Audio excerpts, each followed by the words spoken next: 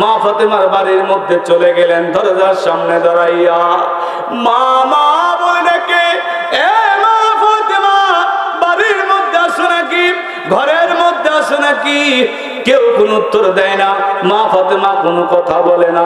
নবী আমার বারবার ডাকে, রাসূল আমার বারবার ডাক দিয়ে যখন ফিরে চলে আসবে, মা ফাতেমা পিছন থেকে ডাক দিয়া বলে, আব্বা জান, বেয়াদবি নিবেন না, একটু দাঁড়ান, আমি আপনার সঙ্গে বড় বেয়াদবি করে ফেলেছি। জোরে কি বলা যাবে না? আল্লাহু আকবার। ইয়া রাসূলুল্লাহ, হাবিবাল্লাহ, বেয়াদবি নিবেন না। আপনি ডাকছেন, আপনি রাসূল ডাকছেন, আমি জবাব দিতে পারি নাই। বলে, কারণ কি রে ফাতেমা, আমি রাসূলের প্রতি কি তুমি বেজার নাকি?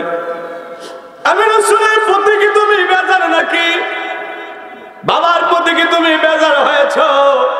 ফাতেমা বলে, না আব্বা জান, আপনার প্রতি আমি কোনো বেজার না। তাহলে কি আমার জামাই তোমাকে কিছু বলেছে? হযরত আলী কি তোমাকে কিছু বলেছে নাকি? বলে, না, আপনার জামাই আমাকে কিছু বলে নাই। তাহলে তুমি জবাব কেন দিলা না? মা ফাতেমা চোখে পানি নিয়ে ঘরের মধ্য থেকে বলে, আব্বা জান, আমি শরীরের মধ্যে যেই পোশাক, যেই শাড়িটা আছে, মাথার দিকে ঢাকলে পা বের হয়ে যায়, আর পায়ের দিকে ঢাকলে মাথা বের হয়ে যায়। ইয়া রাসূলুল্লাহ, হাবিবাল্লাহ, নবী গো, আপনি আখিরি জামানার নবী, আপনার সামনে আপনার মেয়ে হইয়া আমি বেপরদায় আসবো, এই কারণে আমি ঘরের মধ্যে থাকা অবস্থায় কোনো জবাব দেই নাই। নবী আমার চোখে পানি নিয়ে ডাক দিয়া বলে, এ ফাতেমা, ও মা ফাতেমা, এত কষ্ট করা ভাবি সংসারে তোমাকে বিবাহ দিয়েছিলাম, হযরত আলী তো কোনো কাজ করে না, আমি জানার পরেও তোমাকে বিবাহ দিয়েছি, কারণ হলো আমার আল্লাহ পাকের সিলেকশন বাজেট। হে ফাতেমা, আমি রাসূল, আজকে আমার অন্তর রক্তক্ষরণ হয়। ফাতেমারে, ঘরের মধ্যে চলো, কি সম্পদ তোমার লাগবে? নবীর মেয়ে হইয়া রাসূলের পাকের সামনে তিনি বেপরদায় কিন্তু আসেন নাই। নবী আমার পাগড়ি মোবারক খুলে দিলেন, ঘরের উপর দরজা দিয়া দিলেন, উপর দিয়ে তিনি চেঙ্গা দিয়া দিলেন। এবার মা ফাতেমা ওই কাপড় পরিধান করে, পাগড়ি মোবারক কাপড় বানাইয়া পরিধান করে আব্বা জানের সামনে আসলেন। নবীর মেয়ে হইয়া বেপরদায় চলে নাই। আজকে তুমিও বলো, আমিও যেমন, নবীও তেমন। মন্দ মনে রাখবা, নবীর মেয়ে সমস্ত জান্নাতি মহিলাদের সর্দারিনী হবে, আর তোমার আমার মেয়ে বেপরদায় চলাফেরা করে, নবীর মেয়ের সাথে তুলনা করলে তার ঈমান থাকবে না, থাকবে না। কথা বলেন ঠিক কিনা? ঈমান থাকবে না। নবীর মেয়ের সাথে তুলনা করলে যদি ঈমান না থাকে, তাহলে নবীর সাথে তুলনা করলে মনে ঈমান থাকবে? থাকবে? মা ফাতেমাকে বললেন, এ ফাতেমা, ঘরের মধ্যে চলো, জায়নামাজ বিছাও, আজকে আমি তোমার সাথে হাত উঠাবো, তুমি দোয়া করবা, তোমার কি লাগে আল্লাহর কাছে চেয়ে নিবা। আর আমি রাসূল যদি আমিন আমিন করি, তোমার সঙ্গে হাত উঠাইয়া যদি আমিন আমিন করি, আমার আল্লাহ না দিয়ে পারবে না। মা ফাতেমা দরবারে হাত উঠাইলেন, এবার আল্লাহর কাছে যাবে। নবী আবার তিনি হাত উঠাইলেন, রেডি আছে, হাত উঠাইয়া তিনি আল্লাহর দরবারে দোয়ার জন্য রেডি হয়ে গেলেন। মা ফাতেমা সম্পদ চাইতে পারতেন, টাকা চাইতে পারতেন, স্বর্ণ চাইতে পারতেন, কিছুই চাইলেন না। আল্লাহর কাছে বলে, আল্লাহ, আমার আব্বাজান যে উম্মতের জন্য পাগল, ওই উম্মত ছাড়া আমার আব্বাজান কিছুই বুঝে না।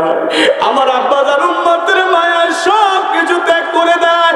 আল্লাহ, আমি ফাতেমা তোমার কাছে কিছু চাই না, টাকা চাই না, সম্পদ চাই না, স্বর্ণ চাই না, শুধু চাই আমার আব্বাজানের উম্মতের আপনি নাজাত করে দিবে। ইলাহি আলামিন, আসমান আর জমিন সৃজন করিলেন আল্লাহ যাহার খাতিরে, নবীজির শানের কথা বলবো গো কারে, নবীজির শানের কথা বলবো গো পারে তরি বান্দিয়া, পারে তরি বান্দিয়া আমার নবী থাকবে দাঁড়াইয়া, পারে তরি বান্দিয়া নবী থাকবে দাঁড়াইয়া, ইমাম হাসান হুসাইনের রবে তুই কিনারে, নবীজির শানের কথা বলবো গো কারে। মা ফাতেমা ডেকে কয় উঠো তোমরা নবীর নাই, মা ফাতেমা ডেকে কয় উঠো তোমরা নবীর নাই, হযরত আলীর জুব্বা দিবে যাহার উপরে, মারহাবা বলে, নবীজির শানের কথা বলবো গো কারে। কোন ফাতেমা? আমার আল্লাহ পাক যেদিন হাসরের মাঠ কায়েম করে দিবে, হাসরের মাঠ যেদিন আল্লাহ কায়েম করে দিবে, মা ফাতেমা এক হাতে থাকবে বিষের পেয়ালা, এক হাতে থাকবে বিষের পেয়ালা, আর এক হাতে থাকবে রক্ত মাখা জামা, ওইটা নিয়ে আল্লাহর দরবারে হাসরের ময়দানে দাঁড়ায়া যাবে। আল্লাহ পাক বলবে এ ফেরেশতারা তোমরা চক্ষুকে বন্ধ করে দাও, আমার বন্ধুর মেয়ে ফাতেমা তুজ্জার আজকে হাসরের ময়দানে সমস্ত হাসরবাসী তারা চোখ বন্ধ করবে, ফেরেশতারা চোখ বন্ধ করবে, মা ফাতেমা আসবে, আল্লাহ বলবে ওগো আমার ফাতেমা কি হয়েছে তোমার বলো। মা ফাতেমা ডাক দিয়া বলবে ও আমার আল্লাহ কি এমন অপরাধ করেছিল আমার দুই সন্তান ইমাম হাসান হুসাইন, যাদেরকে কারবালার প্রান্তরে নির্মম ভাবে বড় সন্তানকে বিষ খাওয়াইয়া তাকে দুনিয়া থেকে শহীদ করানো হয়েছে। কি এমন অপরাধ ছিল আমার ইমাম হুসাইনের কালেমার দাওয়াত দিতে মাত্র গিয়েছিল কারবালার প্রান্তরে কুফফারবাসীর কাছে, কি এমন অপরাধ ছিল নির্মম ভাবে সন্তান আলী আসগর সহ আহলে বায়াতের সদস্যদেরকে ইমাম হুসাইনকে শহীদ করেছিল। আমি ফাতেমাকে এই হাসরের ময়দানে দ্বারা বিচার চাই, কি এমন অপরাধ ছিল আমার জামাতা হযরত আলী নামাজরত অবস্থায় মসজিদের মধ্যে তাকে দুনিয়া থেকে শহীদ করা হয়েছে। ও আমার আল্লাহ আমি ফাতেমাকে বিচার চাই।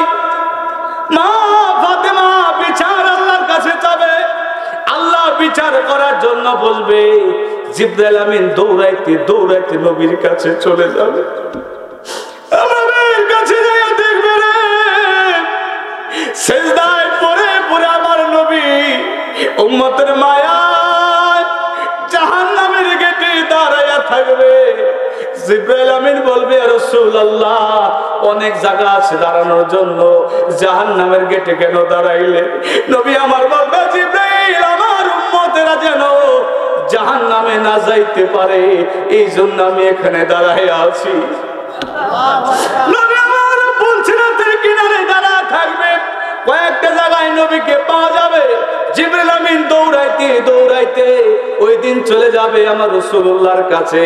নবী আমার বলবে এ জিবরাইল এত পেরেশানি কেন, কিসের জন্য আসছো বলো?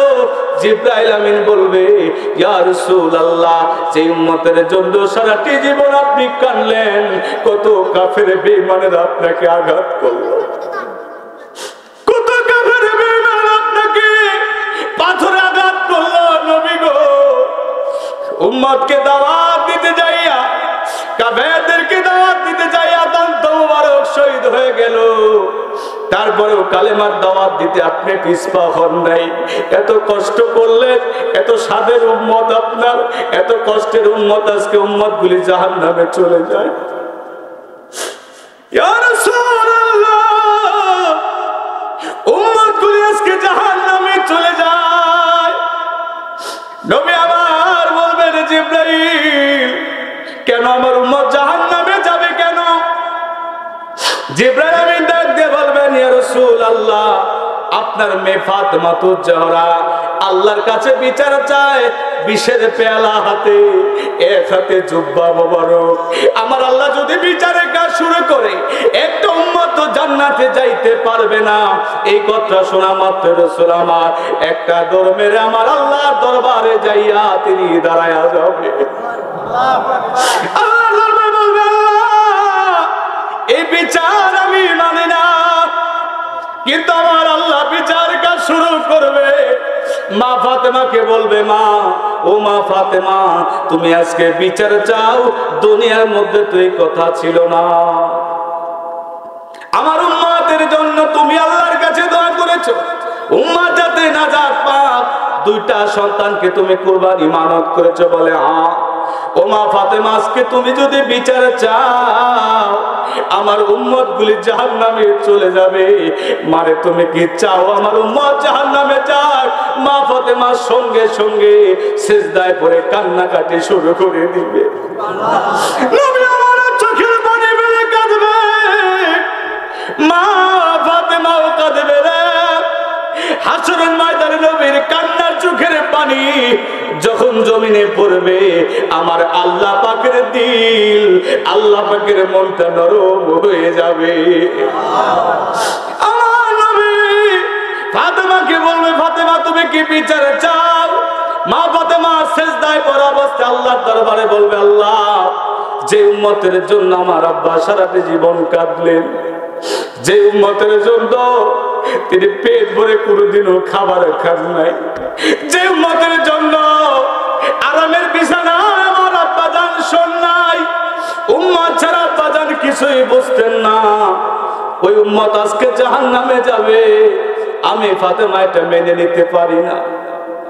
মা ফাতেমা সিজদা অবস্থায় বলবে, আল্লাহ, আমার এক হাতে বিষের পেয়ালা আর এক হাতে রক্ত মাখা জুব্বা, এটাকে আমি ওসিলা বানাইলাম গো আল্লাহ, এই রক্ত মাখা জামা আর বিষের পেয়ালা ওসিলা বানাই দিলাম।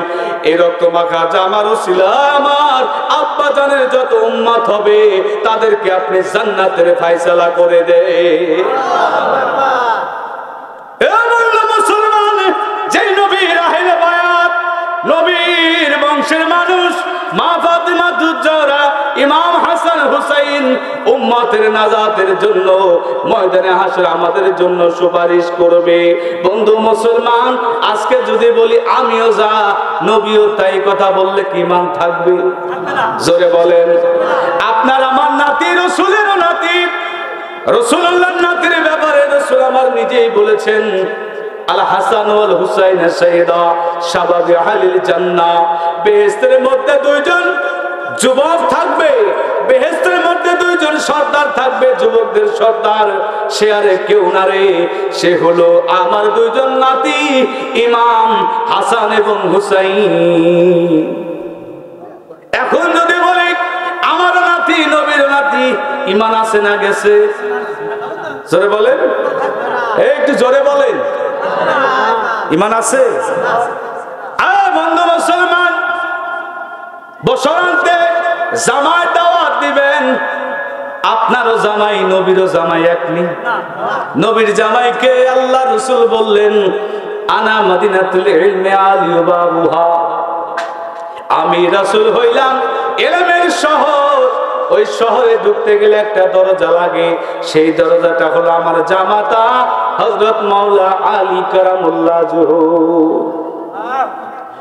এখন যদি বলি বসরান্তে আমরা জামাইরে দাওয়াত দিয়া ঘরের মধ্যে কাছে বসায়া খাওয়াই, কিছু কিছু জামাই আছে জামাইয়ের গাও দিয়ে বিড়ির গন্ধ বাড়ায়।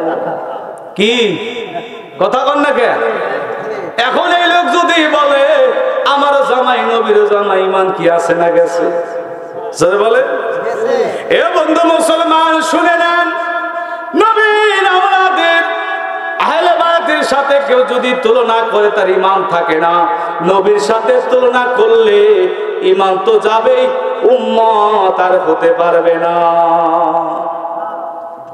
ইহুদিরা আমার নবীকে ইজ্জত করেছে, সম্মান করেছে, অনেক ধর্মের লোকেরা নবীকে সম্মান করেছে, নবীকে ভালোবেসেছে। মক্কা যেদিন বিজয় হয়ে গেল, মক্কা বিজয় হওয়ার দিনে নবী আমার ডাক দিয়ে বলে, এ সিদ্দিক আবু বকর উমর, চলো, এই মক্কা নগরে আমার জন্ম হয়েছিল, এই মক্কা নগরে একটু ঘুরে ঘুরে আমি দেখে আসি। সুবহানাল্লাহ। এই মক্কা নগরে আমি ঘুরে ঘুরে দেখে আসি। নবী আমার যখন ফতে মক্কার দিনে মক্কায় আসলেন, ইহুদিরা, অন্য ধর্মের লোকেরা ভয় পাইয়া তারা মক্কা থেকে পলাইতেছিল, পাহাড়ে আশ্রয় নিতেছিল। যদি মুহাম্মদ রাসূলুল্লাহ আমাদেরকে দেখে তাহলে তো ঘাট থেকে মাথা আলাদা করে ফেলবে। তারা ভয় পাইয়া তারা পাহাড়ের গুহায় যায়, বিভিন্ন জায়গায় পলাইতেছে, কিন্তু রসুল কি আমার কাউকে মারবে? জোরে বলে। আমার নবী কেমন নবী আপনাদেরকে ঘটনা শোনাই। নবী আমার ফতে মক্কার দিনে তিনি এলাকার মধ্যে ঘুরে ঘুরে দেখতেছেন আর সাহাবীদেরকে দেখাইতেছেন। হঠাৎ করে ওই এলাকার পাশ দিয়া একজন বৃদ্ধ মা গাঠুরি বাঁধিয়া তিনি কি করলেন, মাথার মধ্যে গাঠুরি নিয়ে রওনা হয়ে গেছেন। হাঁটতে পারে না, লাঠি ভর দিয়া দিয়া হাঁটতেছে।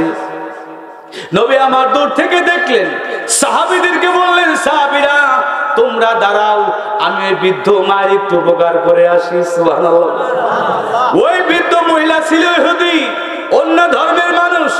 এই ইহুদি মহিলা মুহাম্মদ রাসূলুল্লাহর ভয় পাইয়া তিনিও পলাইতেছে, যদি মুহাম্মদ রাসূলুল্লাহ আমাকে দেখে ফেলে আমাকে হত্যা করবে, তিনিও পলাইতেছে। এলাকার লোকেরা তারাও আগে পালিয়েছে। এই ইহুদি মহিলার কাছে, বৃদ্ধ মায়ের কাছে নবী আমার গেলেন। যাওয়ার পরে বলে, এই ইহুদি মহিলা, ও মা, তোমার গাঠুরি নিয়ে যাইতে তোমার বড় কষ্ট হয়, এই গাঠুরিটা আমার মাথায় দিয়ে দাও। সুবহানাল্লাহ। এবার ইহুদি ডাক দিয়ে বলে, ওই মহিলা ডাক দিয়ে বলে, তুমি কে? রসুল আমার তিনি পরিচয় দিলেন না। বলে, আগে চলেন আপনাকে আগাই দিয়ে আসি, এরপরে আমার পরিচয়টা দিব। এমন দয়ালু নবী ভবে জন্মিল, কাফেরেরা ঢেইলা পাথর মারিত। এমন দয়ালু নবী ভবে জন্মিল, সারা জীবন বুক ভাসায়া কান্দিল। এবার ইহুদি মহিলার, বৃদ্ধ মহিলার কাছে নবী আমার যাইয়া বলে, মা, আপনার গাঠুরিটা আমি মাথায় নিয়ে আপনাকে আগায়া দিই। অনেক দূরের রাস্তা, পাহাড়ের কাছে মহিলাটা পলাবে মুহাম্মদ রাসূলুল্লাহর ভয়ে, কিন্তু সেই মুহাম্মদ রাসূলুল্লাহ তার গাঠুরিটা মাথায় নিয়ে তাকে আগায়া দেয়। আমাদের দেশে অনেক অন্য ধর্মের লোকেরা থাকে, হিন্দুরা আছে কি আছে না? জোরে বলে। আমরা যারা বিশ্ব জাকের মঞ্জিলে যাই, আটটসি যাই, আমাদের দরবারে হিন্দুরা যায়। আমার পীর ও মুর্শিদ কোন হিন্দুকে, কোন বৌদ্ধকে, কোন খ্রিস্টানকে, কোন অন্য ধর্মের লোককে ঘৃণা করে নাই, সবাইকে বসার ব্যবস্থা করছে। আমরা অনেকে নাক ছিটকাই, অনেক পীর সাহেবের নাক ছিটকাই হিন্দুদের দেখে। এরে ভাই, তাদের ধর্ম তারা পালন করবে, আমাদের ধর্ম আমরা পালন করবো। কথা বলেন ঠিক কিনা? কিন্তু অমানবিক কিছু করা যাবে না। তারা হিন্দু বলে তাদেরকে আমরা আঘাত করবো না। ইসলাম এটা শিক্ষা দেয় নাই। ইসলাম শিক্ষা দিয়েছে মানব